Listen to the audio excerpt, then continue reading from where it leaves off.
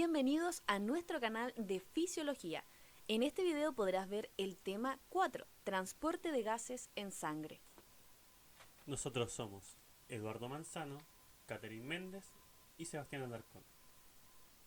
A continuación, nuestros objetivos, los cuales son conocer la composición y las funciones de la hemoglobina, describir los dos mecanismos de transporte de oxígeno, los cuales son transporte de oxígeno disuelto en plasma y transporte de oxígeno a través de la hemoglobina. Y por último, conocer la curva de disociación de la hemoglobina. Comencemos. La hemoglobina. ¿Qué es la hemoglobina? Es una hemoproteína con una estructura tetramérica, como podemos ver en la imagen, la cual contiene 4 cadenas polipeptídicas enlazadas, lo que forma una globina, y esta está fija a un grupo de hierro llamado hemo. Dentro de las principales funciones de la hemoglobina, tenemos que capta el 97% de oxígeno de los alvéolos pulmonares. Luego lo comunica a los tejidos. Tenemos también que toma el CO2 de los tejidos y lo transporta nuevamente a los pulmones. Curva de disociación oxígeno-hemoglobina. En el gráfico se muestra la curva de disociación oxígeno-hemoglobina, que demuestra el aumento progresivo del porcentaje de hemoglobina unida al oxígeno a medida que aumenta la presión parcial de oxígeno sanguíneo, lo que se denomina saturación porcentual de la hemoglobina. Como la sangre que sale de los pulmones entra a las arterias sistémicas, habitualmente tiene una presión parcial de oxígeno aproximadamente de 95 milímetros de mercurio. Se puede observar en la curva de disociación que la saturación de oxígeno habitual de la sangre arterial sistémica es en promedio de 97%. A continuación, veremos el primero de los mecanismos de transporte de oxígeno, este disuelto en el plasma. Este mecanismo obedece a la ley de Henry, el cual estipula que, a temperatura constante, la cantidad de gas disuelto en un líquido es directamente proporcional a la presión parcial del gas. Lo que quiere decir que la presión parcial de oxígeno arterial normal es de 95 milímetros de mercurio, en los cuales hay disuelto 0,29 ml de oxígeno en cada 100 ml de sangre. Por otro lado, vemos que cuando baja la presión parcial de oxígeno normal de capilares es de 40 milímetros de mercurio, hay disueltos 0,12 ml de oxígeno.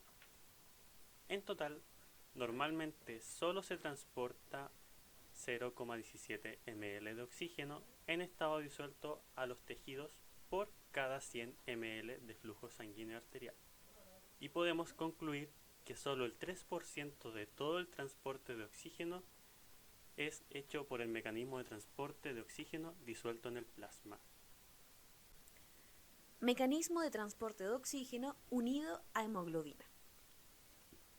Recordemos que la hemoglobina es una estructura tetramérica, la cual está formada por 4 hierros y cada uno de ellos transporta una molécula de oxígeno. Entonces tendremos que nuestra hemoglobina será capaz de transportar 4 moléculas de oxígeno. Es importante tener presente que la hemoglobina en los eritrocitos permite que la sangre transporte 30 a 100 veces más oxígeno de lo que podría transportar en forma de oxígeno disuelto en el agua de la sangre. A continuación vamos a revisar paso a paso el consumo del CO2 y por supuesto la liberación del oxígeno. Entonces tenemos un eritrocito que está lleno de oxihemoglobina en un 97%. Oxígeno unido a hemoglobina, que es lo que le da el color rojo característico de nuestro eritrocito. Y paralelamente vamos a encontrar en el lado izquierdo el tejido, cualquier tejido corporal. Las células están constantemente liberando CO2. Ahí vemos como el CO2 ingresa de manera muy fácil, ya que al ser un gas va a difundir muy fácilmente hacia el interior del eritrocito.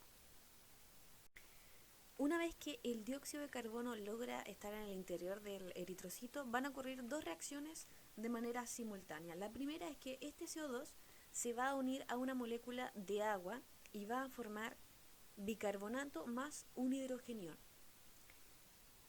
Al haber tantos hidrogeniones, este hidrogenión se va a unir también a la oxihemoglobina. La oxihemoglobina se va a separar, entonces el hidrogenión se va a unir a la hemoglobina. Entonces van a suceder tres cosas. Esta hemoglobina que se unió al hidrogenión va a formar desoxihemoglobina. Va a quedar un poco de hemoglobina libre, que va a servir después para que se una con el CO2 y forme carbomina hemoglobina, que se va a encargar de transportar el dióxido de carbono. Y como tercer punto más importante, de la separación de esta oxihemoglobina va a quedar finalmente liberado el tan anhelado oxígeno, que va a ser, por supuesto, utilizado por todas las células de nuestro organismo. Conociendo la curva de disociación de la hemoglobina, en la cual encontramos dos tipos de fenómenos. El primero de ellos es el efecto Haldane, que sucede en el pulmón para saturar de oxígeno la hemoglobina. El segundo de ellos es el conocido efecto Bohr, que ocurre en tejidos para liberar oxígeno. Entonces, cuando aumenta la concentración de CO2, la hemoglobina pierde su afinidad por el oxígeno y la gana por el CO2. De este modo, puede haber un intercambio gaseoso en el medio interno. Es importante conocer cómo interacciona y cómo se satura el oxígeno. Esto lo podemos estudiar y conocer en la curva de disociación. Entonces tenemos que el oxígeno disuelto en el plasma representa un 3%, el oxígeno unido a la hemoglobina un 97%, y juntos forman el contenido arterial de oxígeno, que en un hombre normal promedio representa 20 ml de oxígeno por cada 100 ml de sangre. Ahora veremos la curva de disociación de la hemoglobina, en la cual vemos la presión de oxígeno en la sangre que se relaciona con la saturación de hemoglobina. En el gráfico encontramos tres curvas diferentes que representan distintas situaciones fisiológicas a distintos niveles de pH. Debemos tener en cuenta el concepto de P50. Es un valor referencial donde la hemoglobina se satura al 50%, y la cual, a condiciones normales y con un pH de 7,4, se satura a una presión de 27 milímetros de mercurio.